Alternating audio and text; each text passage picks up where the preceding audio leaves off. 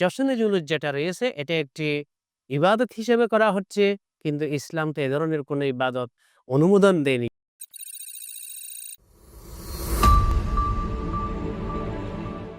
আসসালামু আলাইকুম ওয়া রাহমাতুল্লাহি ওয়া বারাকাতুহু। ইন্নাল হামদালিল্লাহ ওয়াস সালাতু ওয়াস সালামু আলা মান লা নাবিয়্যা বা'দা আম্মা বা'দ। সুপ্রিয় দর্শক, মানাহিল টিভির পক্ষ থেকে আপনাদেরকে স্বাগতম। আজকে আমি একটি বিষয় নিয়ে আলোচনা করব। বিষয়টি হলো জশনে জুলুস। ইসলাম কি বলে? যে আমাদের দেশে বিভিন্ন শ্রেণীর মানুষদেরকে দেখা যায় বারই রবিউল আউয়াল যখন আসে তখন জুলুস বের করে, মিছিল বের করে ইবাদত হিসাবে।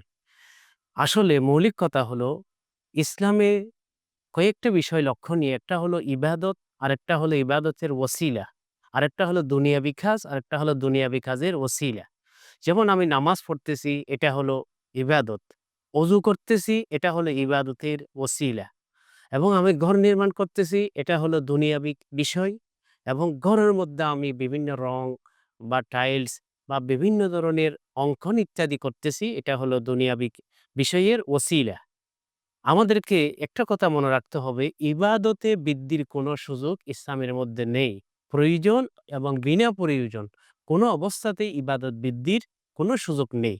প্রমাণ আল্লাহ রাব্বুল আলামিন কোরআনে ইরশাদ করেন, আল-ইয়াওমা আকমালতু লাকুম দীনাকুম ওয়া আতমামতু আলাইকুম নি'মাতি ওয়া রাদিতু লাকুমুল ইসলামা দীনা। যে আজকে আমি আমার দ্বীনকে পরিপূর্ণ করলাম। এই আয়াতটি নাজিল করেছেন আল্লাহ রাব্বুল আলামিন মহানবীর উপর ঈদে হজের সময় আরাফাতের মাঠে। সুতরাং দিনকে পরিপূর্ণ যখন করা হয়েছে, সুতরাং কোনো ইবাদত আর বাড়ানোর সুযোগ নেই, কোনো ইবাদত কমানোর সুযোগ নেই। এবং নবী সাল্লাল্লাহু আলাইহি ওয়াসাল্লাম হাদিস দিয়েও বুখারী শরীফের মধ্যে স্পষ্ট রয়েছে, হাদিস দিয়েও বর্ণনা করেছেন, মান আহদাসা ফি আমরিনা হাযা মা লাইসা মিনহু ফাহুয়া রাদ্দুন।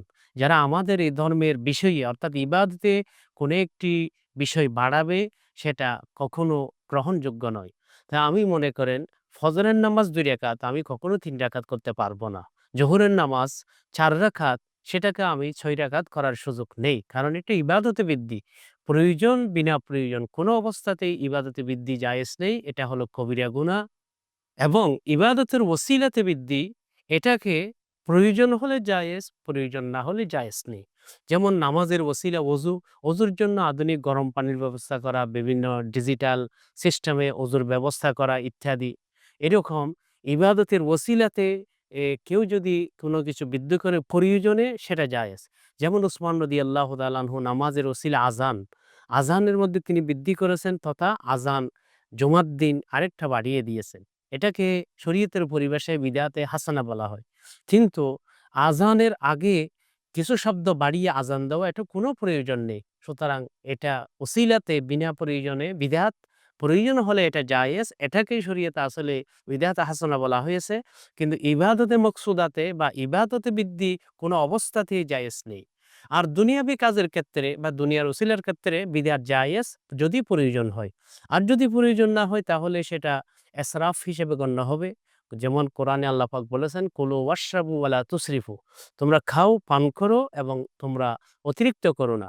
এবং আপনি যদি বিল্ডিং নির্মাণের ক্ষেত্রে, আরাম-আয়েশের ক্ষেত্রে, বিছানার ক্ষেত্রে অতিরিক্ত করেন, সেটা ইসরাফ হিসেবে গণ্য হবে।